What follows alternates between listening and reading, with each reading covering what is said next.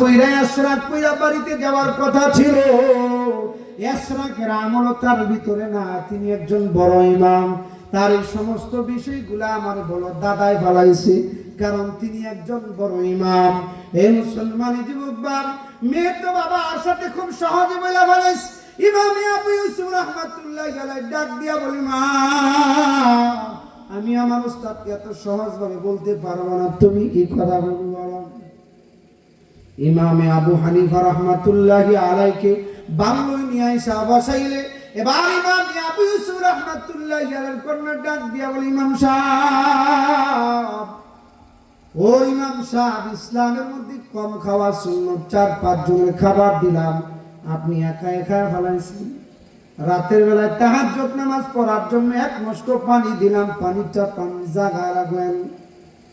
ঘুম থেকে উঠা মসজিদে গেলেন ফজর নামাজ পড়ার জন্য। ফজর নামাজ পড়া ইশরাক পড়া বের হওয়ার কথা, কারণ আপনি একজন বড় ইমাম। ইশরাক না পড়া বাড়ির দিকে রওনা দিলেন। আপনার এই কাজগুলো আমারে বড় দাদাই ফলাইছে। এই মুসলমানি যুবক ভাই, এই কথা বললে পরে ইমাম আবু হানিফা রাহমাতুল্লাহি আলাইহি ডাক দিয়া বলে, মা আরে গোপন রাজ প্রকাশ করতে বাধ্য হয়ে গেলাম রে মা, গোপন কথা প্রকাশ করতে বাধ্য হয়ে গেলাম। মারে, যখন তুমি তোমার বাবার হালাল কামাইয়ের উপার্জিত অর্থ দিয়া হালাল কামাইয়ের রিজিক তুমি আমার সামনে রাখলা, আমি টাকা দেখতেছিলাম, আল্লাহর রহমত আল্লাহর বরকত গুলা সরাসরি খাবারের মধ্যে পড়তেছে। সুবহানাল্লাহ, আর জোরে বলেন সুবহানাল্লাহ। অনেক দিন পরে হালাল খাবার দেখছি। হালাল খাবার খাপাইয়া বেশি করে খাবার খাইছি। হালাল খাবার খাইয়া এত মজা পাইতেছিলাম, একাই যে আমি 4-5 জনের খাবার খাইলাম সেই খেয়াল আমার ছিল না। তোমার বাবার হালাল খাবার খাইছি, তোমার বাবার হালাল খাবার পাইছি।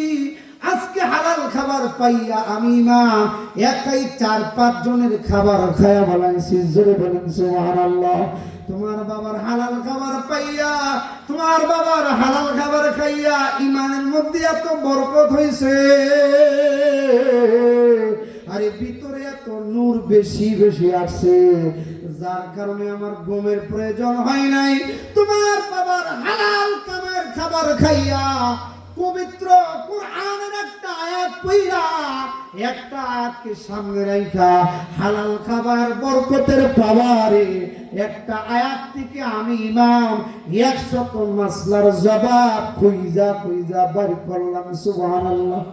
এই জন্য মা আমার ঘুম ভাঙে নাই, আমার ঘুম হয় না, আমার ঘুম হয় নাই।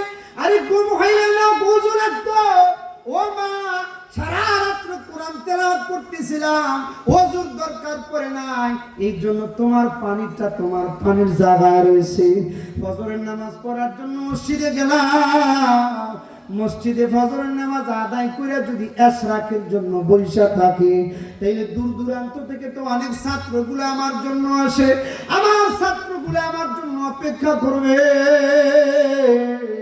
এই মানুষগুলোর কষ্ট দেওয়া থেকে বাঁচার লাইগা নিজের আমলের একটু কমতি কইরা ইশরাক না পড়াই আমি ইমাম বাড়ির দিকে রওনা দিলাম। জোরে বলেন সুবহানাল্লাহ। এই জন্য মুসলমান যুবক ভাই বলতেছিলাম, হালালের মধ্যে যেই বরকত, হালালের মধ্যে যেই স্বাদ, যেই মজা, হারামের মধ্যে সেটা নাই। কথা বলেন ঠিক কিনা? আওয়াজ দিয়ে কন্যা ঠিক কিনা? সুদ ঘুষের মধ্যে মজা আছে? মদ নেশা বিক্রির টাকার মধ্যে মজা আছে? শুধু সাময়িক একটু আনন্দ আছে আর ভাব আছে, এছাড়া কিচ্ছু নাই। কথা বলেন ঠিক কিনা? আওয়াজ দিয়ে বলেন ঠিক কিনা? এই জন্য অনুরোধ করবো বাবা, আরে মাংসের জায়গায় ডাউল দিয়ে খাবো, 1000 টাকার পাঞ্জাবি পরার পরিবর্তে 300 টাকার পাঞ্জাবি পরবো, আমার দিন কি যাবে না? আমার পরিবার কি বাড়বে না? আমার ছেলে কি বড় হবে না? আমার কি দিন যাবে না? যাবে। আপনার ঈমানও মজা পাবেন, দুনিয়াতেও শান্তি পাবেন। দুনিয়ার হায়াত শেষ করে আল্লাহর দরবারে গেলে হালালের বরকতে আল্লাহর জান্নাত পাইবেন। সুবহানাল্লাহ। এই জন্য হালাল খাবো, কখনো হারামের দ্বারে কাছেও যাব না। হালাল খাবার অপেক্ষায় ছিল, যারা হালাল খাবার অপেক্ষায় ছিল, আল্লাহ তাআলা তাদের কাছে আসমান থেকে সরাসরি জান্নাতি খাবার পাঠাইছিল। সুবহানাল্লাহ। আল্লাহ সরাসরি জান্নাতি খাবার পাঠাইছিল। বনি ইসরাইল জাতিকে আল্লাহ রাব্বুল আলামিন 40 বছর পর্যন্ত জান্নাতি খাবার দিয়ে মেহমানদারি করেছিল। হযরত ঈসা আলাইহিস সালামের উম্মতের জন্য আল্লাহ রাব্বুল আলামিন জান্নাত থেকে গোশতের খাঁচা ভর্তি গোশতের বুনা সরাসরি আল্লাহ জান্নাত থেকে পাঠাইছে। ও মুসলমান যুবক ভাই, আজকে আমি আপনিও যদি হালালের অপেক্ষায় থাকি, আল্লাহ কোনো না কোনো ভাবে আমার আপনার জন্য হালাল রাস্তা বের করে দিবেন। কথা বলেন ঠিক? তবে এটা স্বাভাবিক পদ্ধতি ছিল না। স্বাভাবিক নিয়ম হলো যে আল্লাহ রাব্বুল আলামিন দুনিয়ার জমিনে অনেক কর্মসংস্থানের ব্যবস্থা করে দিয়েছে। আল্লাহ রাব্বুল আলামিন দুনিয়ার জমিনে অনেক কর্মসংস্থানের ব্যবস্থা করে দিয়েছে। এই জন্যই তো আল্লাহ রাব্বুল আলামিন বলেন, ফাইদা কুদিয়াতিস সালাত ফান্তাশিরু ফিল আরদি ওয়াবতাগু মিন ফাদলিল্লাহ। নামাজ শেষ হওয়ার পরে তোমরা আমার অনুগ্রহ তালাশের জন্য জমিনের মধ্যে ছড়ায়া যাও, জমিনের মধ্যে বিচরণ করো। এর মানে কি? অনুগ্রহ কি? রিজিক অন্বেষণের জন্য তোমাদের যেই কর্মসংস্থানের ব্যবস্থা আছে, তোমরা যার যার জায়গা থেকে কর্মসংস্থানে লেগে যাও। ও মুসলমান যুবক ভাই, এই হালালের ব্যাপারে আল্লাহ বলেন, ইয়া আইয়ুহাল্লাযীনা আমানু কুলু মিম্মা ফিল আরদি হালালান তাইয়্যিবা। হে ঈমানদাররা, তোমরা হালাল খাবার খাও, তোমরা হালাল খাবার ভক্ষণ করো। যদি তোমরা হারাম খাবার ভক্ষণ করো, তাহলে এই হারাম খাবার ভক্ষণ করে যেই দেহ গঠিত হবে, এই দেহ কোশ্চিন কালেও জান্নাতে যাবে না। জোরে বলেন নাউজুবিল্লাহ। হযরতে আবু বকর সিদ্দিক রাদিয়াল্লাহু তাআলা আনহুর খাদেম একদিন আয়েশা আবু বকর রাদিয়াল্লাহু তাআলা আনহু বলে, হযরত কিছু খাবার আনছি, খেয়ে নিন। হযরতে আবু বকর সিদ্দিক রাদিয়াল্লাহু তাআলা আনহু এই খাদেমের খাবারটা হাত থেকে নিয়ে সঙ্গে সঙ্গে খেয়ে বলেন। কিছুক্ষণ পরে খাদেম ডাক দিয়ে বলে, হযরত, ইতিপূর্বে যখনই আপনার সামনে কোনো খাবার নিয়ে আসছি, খাবার নিয়ে আসার সাথে সাথে আপনি প্রশ্ন করতেন এই খাবারটা কিভাবে সংগ্রহ করেছি, এই খাবারের মূল উৎপত্তিটা কি, হালাল পন্থায় না হারাম পন্থায়। আজকে যে কিছুই জিজ্ঞাসা করলেন না। হযরত আবু বকর সিদ্দিক রাদিয়াল্লাহু তাআলা ডাক দিয়া বলে, ওরে আমার খাদেম, আজকে আমি এতই ক্ষুধার্ত ছিলাম যে আমি এটা জিজ্ঞাসা করতে ভুলে গেছিলাম। তাইলে ঠিক আছে, এখন বলো তুমি এই খাবারটা কিভাবে উপার্জন করেছো, কিভাবে সংগ্রহ করেছো। খাদেম ডাক দিয়ে বলে, হযরত, যখন আমি কাফের ছিলাম, তখন আমি এক এলাকা দিয়া, যখন আমি বেদিন ছিলাম, আমি এক এলাকায় দিয়ে যাইতেছিলাম। তাদের একটা মহামারী ছিল, তারা আমারে দিয়ে সবাই আমারে নিয়ে তাদের এই মজলিসের মধ্যে দোয়া করাইছিল। দোয়া করানোর সঙ্গে সঙ্গে তাদের এই মুসিবত দূরে সরে গিয়েছিল। তখন তারা প্রতিজ্ঞা করেছিল যে কখনো যদি তোমাকে আমরা আবার পাই, তাইলে আমরা তোমাকে কিছু হাদিয়া দিব, তোমাকে কিছু মেহমানদারি করব। ওই যে আমি একটা ডারফুক করেছিলাম, আজকে আমি ওই জনপদ দিয়ে যেতেছিলাম, তারা এসে আমার এই খাবারটা দিছে, আমি নিয়ে আসছি, আপনারে দিছি, আপনি খায়া বলেছেন। হ্যাঁ মুসলমানের যুবক ভাই, এই কথা বলার পরে হযরত আবু বকর সিদ্দিক রাদিয়াল্লাহু তাআলা ডাক দিয়া বলে, তুই আমার ধ্বংস করে দিছস, তুই আমার ধ্বংস করে দিছস। হ্যাঁ মুসলমানের যুবক ভাই, এই কথা বলার সঙ্গে সঙ্গে হযরত আবু বকর সিদ্দিক রাদিয়াল্লাহু তাআলা নিজের মুখের ভিতরে হাতের আঙ্গুলগুলো ঢুকাইয়া খাবারটা বের করার জন্য বারবার চেষ্টা করতেছিলেন। আল্লাহু আকবার। কিন্তু কোন অবস্থাতেই খাবার বের হইতেছে না। এরপরে হযরত আবু বকর সিদ্দিক রাদিয়াল্লাহু তাআলা পর্যাপ্ত পরিমাণে পানি পান কইরা বারবার চেষ্টা কইরা তার উদর থেকে ওই হারাম খাবারটা বের করে ফলাইলেন। জোরে বলেন সুবহানাল্লাহ। এবার খাদেম ডাক দিয়া বলে, হযরত, আরে আপনি তেমনটা না করলেই পারতেন, আপনি তো যাই না খান না। এবার হযরত আবু বকর সিদ্দিক রাদিয়াল্লাহু তাআলা ডাক দিয়া বলে, আরে না, লা তাদখুলুল জান্নাতা জাসাদুন বুদিয়া বিল হারাম। যেই দেহের মধ্যে বিন্দু পরিমাণে হারাম থাকবে, যেই দেহটা বিন্দু পরিমাণে হারাম উপার্জিত টাকা দিয়া গঠিত হবে, পশ্চিমকালে ওই দেহটা আল্লাহর জান্নাতেই যাবে না। কথা বলেন ঠিক কিনা? এই জন্য মুসলমান যুবক ভাই অনুরোধ করে যাচ্ছি, কখনো হারামের ধারে কাছেও যাব না, কখনো হারামের ধারে কাছেও যাব না। যত বড় সুযোগ আমার আপনার সামনে আসুক না কেন, 1 লক্ষ টাকার অফারও যদি আসে, আরে মাসে 15 দিনে হারাম বস্তু বিক্রি করে যদি 2 লক্ষ টাকার মালিক মাস শেষে হয়ে যায়, তারপরেও কোনোদিন হারামের ধারে কাছেও যাব না। কারণ যেই দেহের ভিতরে হারাম থাকবে, এই দেহ দিয়ে যত ইবাদত করবে তার ইবাদত আল্লাহ কবুল করবে না। কথা বলেন ঠিক কিনা? আওয়াজ দিয়ে বলেন না ঠিক কিনা? এই জন্য যারা মানুষ টাকা খায় তাদের এই দেহ কোনোদিন জান্নাতে যাওয়ার আশা করতে পারে? যারা সুদ ঘুষের টাকা খায় তারা কোনোদিন জান্নাতে যাওয়ার আশা করতে পারবে? যারা ইয়াবা মদ নেশা বিক্রি করে সংসার পরিচালনা করে তারা কোনোদিন জান্নাতে যাওয়ার আশা করতে পারবে? কখনো পারবে না। এই জন্য আমাদের সমাজ থেকে এই জাতীয় যত হারাম পদ্ধতি আছে, এই জাতীয় যত হারাম পদ্ধতি আছে, এই সমস্ত হারাম থেকে মানুষকে সোচ্চার করা লাগবে। মানুষদেরকে এই কিস্তি নামক যে ভাইরাস আমাদের সমাজে আছে, এই সমস্ত কিস্তি নামক ভাইরাস থেকে মানুষকে সতর্ক করা লাগবে। সুদঘুষ নামক যে ভাইরাস আছে এগুলো থেকে মানুষকে সতর্ক করা লাগবে। ইয়াবার ট্যাবলেট বিক্রি করা, বাবার ট্যাবলেট বিক্রি করা, মদ নেশা এগুলো ফেন্সিডিল বিক্রি করার যত ভাইরাস নামক এই হারাম পদ্ধতি আছে এগুলো থেকে মানুষকে সতর্ক করা লাগবে। এটা হলো আমার আপনার ইমানি দায়িত্ব। কথা বলেন ঠিক কিনা? আরো জোরে বলেন ঠিক কিনা? এই জন্য সদা সর্বদা হালালের পক্ষে থাকবো তো ইনশাআল্লাহ। কারা কারা থাকবে একটু হাত উঠায় দেখেন। আল্লাহ কবুল করুক, সবাই বলি আমিন। আরো জোরে বলি আমিন। হ্যাঁ মুসলমানের যুবক ভাই, এক আল্লাহর ওলি একবার দিনের দাওয়াত দেওয়ার জন্য বাড়ি থেকে বের হয়ে পড়লেন। 2-3 দিন দাওয়াত দেওয়ার পরে সঙ্গে যে খাদ্য সামগ্রী ছিল এগুলো শেষ হয়ে গেল। আল্লাহর ওলি সারাদিন দিনের দাওয়াত দিয়া এক মহল্লার এক মসজিদে যাই আল্লাহর ওলিটা ঘুমায় গেলেন। হে মুসলমানের যুবক ভাই, একজন সাধারণ মুসল্লি বিকালবেলা এসে দেখি আর একজন আল্লাহর বান্দা মসজিদের ফ্লোরের মধ্যে ঘুমায় রয়েছে। চেহারাটা বড় মলিন মলিন লাগতেছে। এবার মুসল্লি ডাক দিয়া বলে, হে আল্লাহর বান্দা, আপনি কি কিছু খান নাই? না খান নাই, এখানে পড়ে রয়েছেন যে দিনের দাওয়াত দেওয়ার জন্য, দিনের দাওয়াত দেওয়ার জন্য এখানে পড়ে রয়েছে। ঠিক আছে, আপনি ঘুমায়েন না, আমি বাড়ি থেকে আসতেছি। হে মুসলমান যুবক ভাই, আল্লাহর ওলি বাড়িতে যাইয়া 3টা রুটি আইনা এই আল্লাহর ওলিটারে দিলে, আল্লাহর ওলিটাই 3টা রুটি খাইয়া রাতের বেলা মসজিদের মধ্যে কাটাইয়া সকালবেলা আবার দিনের দাওয়াতের জন্য বের হয়ে যায়। সুবহানাল্লাহ। আরো জোরে বলেন সুবহানাল্লাহ। সারাদিন দিনের দাওয়াত দিয়া সন্ধ্যাবেলা এসে আবার মসজিদের মধ্যে ঘুমাইছে। ওই মুসল্লিটা আবার মাগরিবের সময় উপস্থিত, আইসা দেখে আল্লাহর ওলিটা শুয়ে রয়েছে। মুসল্লিটা ডাক দিয়া বলে, আজকেও তো জান নাই কেন? কারণ আছে। আজকে তো জান নাই কেন? কারণ আছে। কিছু খাইছেন কি? না খাই নাই।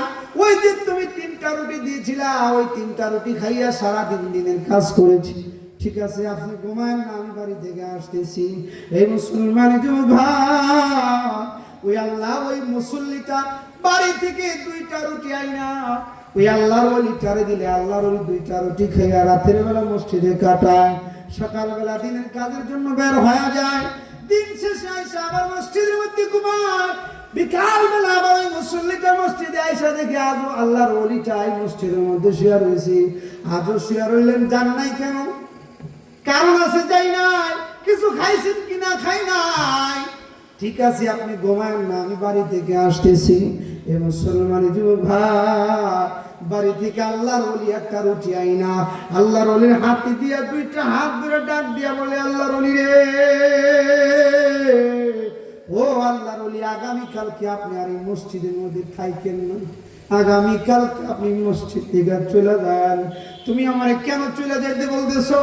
আমার কারণ আছে, আপনি থাকেন না, চলে যান। আপনি কেন বানাইছেন? কারণ আছে, যাই নাই।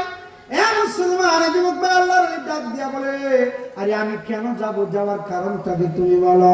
এবার মুসল্লিরা ডাক দিয়া বলে, আল্লাহর ওলি রে, প্রথম যেদিন তোমার 3টা রুটি দিয়া মেহমানদারি করেছিলাম, আল্লাহর ওলি রে, আমি একজন দিনমজুর মানুষ, জান্নাত থেকে কিছু কাঠ ক্রয় করি, কাঠ কাইটা বাজারের মধ্যে নিয়ে বিক্রি করি। এই কাঠ আখগুলো বিক্রি করার ফলে ওই ক্রয়কৃত ওই উপার্জিত টাকা দিয়ে এমন পরিমাণে আটা কিনা যায় যে আটা দিয়া 3টা রুটির সম পরিমাণ আটা ক্রয় করা যায়। আল্লাহর ওলি রে, আমি আমার স্ত্রীর কাছে ওই পরিমাণ আটা নিয়ে আমার স্ত্রী যখন 3টা রুটি বানায়, আমি আমার স্ত্রীটারে ডাক দিয়া বলেছিলাম, স্ত্রী রে, মসজিদের মধ্যে একজন আল্লাহর ওলি আসছে, দিনের কাজ করতেছে। ও প্রাণের স্ত্রী, আমি আল্লাহর ওই ওলিটার একটু মেহমানদারি করতে চাই। তোমরা দুইজনের রুটিটা দুইজনে রাইখা দাও, আমার রুটিটা আমার দিয়া দাও। আমি আমার রুটিটা দিয়া আল্লাহর ওলির মেহমানদারি করো। যখন আমি আমার রুটিটা নিয়ে বের হইতেছিলাম, স্ত্রী ডাক দিয়া বলে, স্বামী গো, আপনি বুঝি সওয়াব কামাই করবেন, স্ত্রীটারে বুঝি একটু সওয়াব কামাই করতে দিতেন না। ও আল্লাহর ওলি, আমি 2টা রুটি নিয়ে একটু আগাইলে পড়ে আমার ছোট্ট সন্তানটা আমার পিছনে পিছনে আইসা আমার ডাক দিয়া বলে, বাবা গো, মা বাবা দুইজনই বুঝি নেক দিয়া জান্নাতে যাইবেন, সন্তানটারে বুঝি নিবেন না। আমি আমার রুটিটা দিয়া দিলাম, আমি আমার রুটিটা দিয়াও আল্লাহর ওলির মেহমানদারি করো। ওলির আল্লাহ, ওলি আল্লাহর ওলি, প্রথম যেদিন তোমাকে মেহমানদারি করেছিলাম, আমার ঘরে আমরা 3জন সদস্য পড়ছিলাম। আল্লাহর ওলি রে, দ্বিতীয় দিন আইসা যখন দেখি তুমি কিছু খাও নাই, ঘরে যাইয়া দেখি আমার সন্তান সুস্থ হয়ে গেছে। স্বামী স্ত্রী দুইজনের রুটি দিয়া দ্বিতীয় দিন তোমার মেহমানদারি করেছিলাম। আল্লাহর ওলি রে, আজকে যাইয়া দেখি আমার স্ত্রীটাও অসুস্থ হয়ে গেছে। আমি আল্লাহর বান্দা 3 দিনের মতো আজকে অনাহারে থাইকা 3 দিনের মতো কোনো কিছু না খাইয়া আজকে তোমার জন্য একটা রুটি নিয়ে আসছি। আল্লাহর ওলি, আগামীকাল যদি আপনি এখান থেকে চলে না যান, এই যে আমার পাঞ্জাবিটা আপনার উঠা দিলাম, দেখেন আমি আমার পেটের মধ্যে পাথরটা বাইদা রাখছি। আল্লাহর ওলি, আপনি কি চান যে আমি না খাইতে বলে যাই? আল্লাহর ওলি গো, আপনাকে অনুরোধ করতেছি, আগামীকাল আপনি মসজিদে থাকেন না। এবার আল্লাহর ওলি ডাক দিয়া বলে, ও আল্লাহর বান্দা, প্রথম যেদিন তুমি তোমার হালাল কামাইয়ের উপার্জিত অর্থ দিয়া 3টা রুটি আমারে খাওয়াইছিলা, ও আল্লাহর বান্দা, 3টা রুটি খাইয়া ঘুমের ভিতরে এত মজা পাইছি, স্বাদ পাইছি। এই হালাল খাবারের পাওয়ারে ওই দিন রাতের বেলায় স্বপ্নের মধ্যে আমি আল্লাহর রাসূলের 3বার স্বপ্নে দেখেছি। সুবহানাল্লাহ।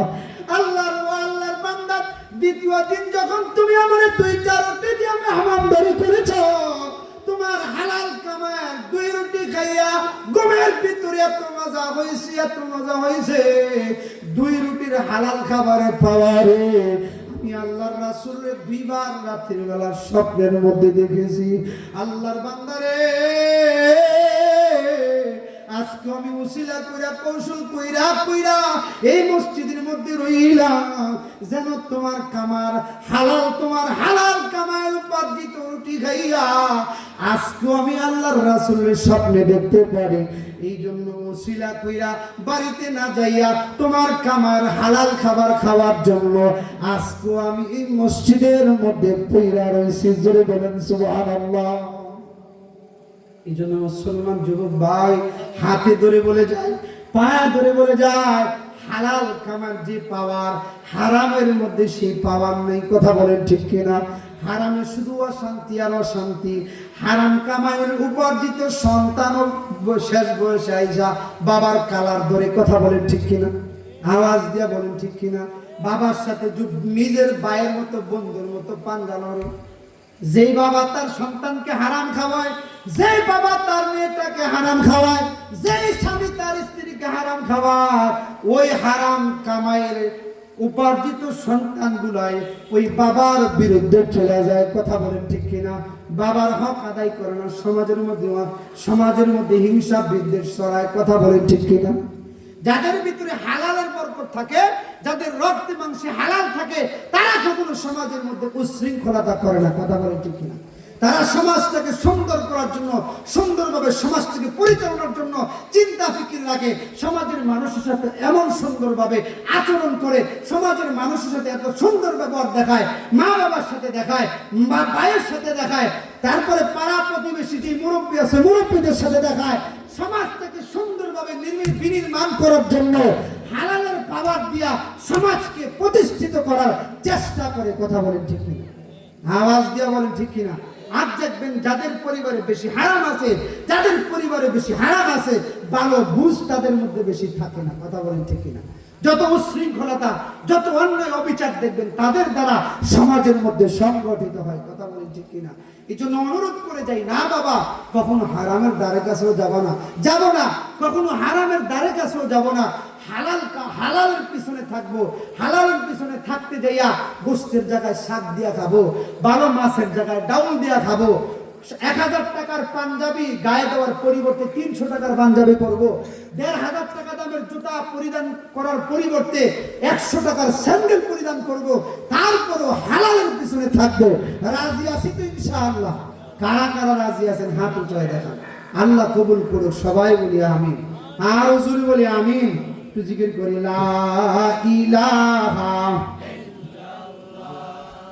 লা ইলাহা ইল্লাল্লাহ, লা ইলাহা ইল্লাল্লাহ, লা ইলাহা ইল্লাল্লাহ, লা ইলাহা ইল্লাল্লাহ, লা ইলাহা ইল্লাল্লাহ, লা ইলাহা ইল্লাল্লাহ, লা ইলাহা ইল্লাল্লাহ, লা ইলাহা ইল্লাল্লাহ, লা ইলাহা ইল্লাল্লাহ, লা ইলাহা ইল্লাল্লাহ, লা ইলাহা ইল্লাল্লাহ, লা ইলাহা ইল্লাল্লাহ।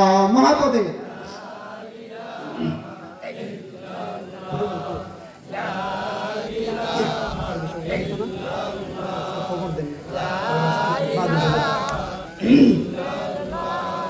লা ইলাহা ইল্লাল্লাহ, লা ইলাহা ইল্লাল্লাহ, লা ইলাহা ইল্লাল্লাহ, লা ইলাহা ইল্লাল্লাহ, লা ইলাহা ইল্লাল্লাহ। মহাপদে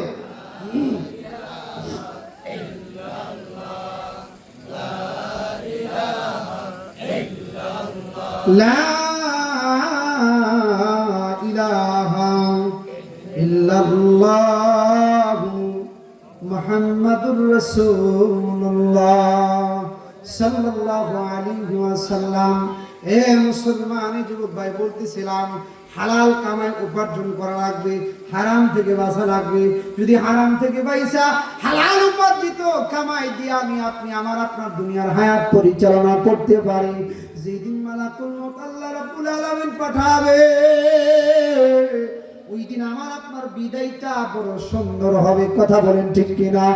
আর আমি আপনি যদি দুনিয়ার জমিনে সুদ ঘুষ ব্যভিচার জুলুম নির্যাতন দিয়ে দুনিয়ার হায়াত কাটাই, আল্লাহর রাসূল বলেন, আরে একজন ফাসিক ফুজ্জার সুদখোর ঘুষখোর বেনামাজির বেপরদাশীল মহিলাদের যখন জান কবরের সময় হয়ে যাবে, তখন ওই মানুষগুলা বড় স্বপ্নের মতো দেখতে থাকবে। মালাকুল মউত আজরাইলের পা দুইটা জমিনে, মাথাটা আসমানে, একটা হাত মাশরিকে আর একটা হাত মাগরিবে, तमाम পৃথিবী জোড়া তার শরীর। নারে তাকবীর, নারে তাকবীর। ফারুকী সাহেব হুজুরের আগমন, নারে তাকবীর। আলহামদুলিল্লাহ, আমরা যারা এখন এদিক সেদিক ঘোরাফেরা করতেছি সবাইকে অনুরোধ করছি হুজুরের সম্মানার্থে আমরা সবাই মাহফিলে প্যান্ডেলে চলে আসি। আল্লাহ আমাদের সবাইকে মাহফিলে প্যান্ডেলে আসার তৌফিক দান করুক। আলহামদুলিল্লাহ সুম্মা আলহামদুলিল্লাহ। চরশিদপুর ওলামা ছাত্র ঐক্য পরিষদের উদ্যোগে বার্ষিক আজকের ইসলামী মহাসম্মেলনে যে বুজুর্গকে আজকে প্রধান মেহমান করে আজকের এই মাহফিল সাজানো হয়েছে, হজরতকে দাওয়াত দেওয়ার জন্য আমাদের আশেপাশের মাদ্রাসাওয়ালারা সহ আমাদের ওস্তাদুল আসাতিজা আল্লামা মহিউদ্দিন ফারুকী সাহেব দামাত বরকাতুল আলিয়া সহ অনেক চেষ্টা করতেছেন বাৎসরিক মাহফিলে দাওয়াত দেওয়ার জন্য, সুযোগ হয় না। কিন্তু ঈদের পর দিন হঠাৎ করে আমাদের কাছে একটা সংবাদ আসে যে হুজুরের মাহফিলটা আজকের তারিখের শেষ বয়ানটা হুজুরের হঠাৎ করে ক্যান্সেল হয়ে গেছে। ঈদের পর দিন আমরা 12টার দিকে খবর পাইছি। তো সেই হিসাবে আমরা ওলামায়ে কেরাম আপনাদের সকলের দোয়ায় আজকে আমরা হঠাৎ করে আয়োজনটা করছি। তো অতএব গ্রামবাসীর কাছে বিনীত অনুরোধ হইল যে বুজুর্গ মেহমান আমাদের সামনে আসতেছেন আল্লামা মুশতাকুন নবী কাসিমি দামাত বরকাতুল আলিয়া হযরত, একেবারে বাংলাদেশের শীর্ষস্থানীয় যে কয়েকজন বুজুর্গ আলেম আছেন তাদের মধ্যে অন্যতম একজন মুরব্বী আল্লামা মুশতাকুন নবী কাসিমি দামাত বরকাতুল আলিয়া। অতএব আমরা যারা এখনো এদিক সেদিক ঘোরাফেরা করতেছি, অনুরোধ রইল আমরা মোটরসাইকেলকে একটু, আমরা বাম দিকে আরেকটা আমাদের পথ আছে মাদ্রাসার মাঠে, এইটা আমাদের একটু দক্ষিণ দিক দিয়ে আরেকটা মাঠ আছে, ওইদিকে আমরা মোটরসাইকেল রাখলে একটু সুবিধা হয় ইনশাল্লাহ। মোটরসাইকেল আমাদের এই মাঠটার দক্ষিণ দিকে, ওই রাস্তা দিয়ে দক্ষিণ দিকে আরেকটা মাঠ আছে, মোটরসাইকেল আমরা একটু ওই দিকে নিয়ে যাই ইনশাল্লাহ। ওই দিক দিয়ে বাইর দিয়ে রাস্তাটা আরেকটা মাঠ আছে আমাদের মসজিদের সামনে যাবে। অতএব গ্রামবাসীদের কাছে বিনীত অনুরোধ